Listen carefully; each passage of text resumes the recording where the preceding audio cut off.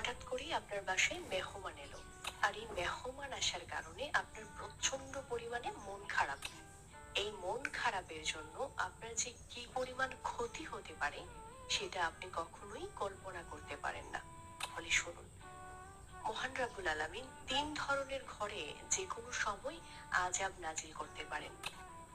মহান আল্লাহ রাব্বুল আলামিন খুবই অপছন্দ করেন এই তিন ঘরকে।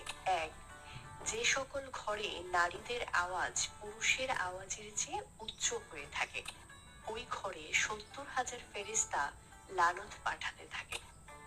দুই, যে ঘরে কারো হকের মারা টাকা জমা রয়েছে এবং এই টাকা দিয়েই সংসার চালানো হয়। তিন, হযরত জিবরাইল আলাইহিসসালাম বলেছেন, যে ঘরের মানুষেরা মেহমান আসলে মন খারাপ করে, ওই ঘরে নামাজ পড়া হলেও নামাজের সওয়াব ফেরেশতারা লিখেন না।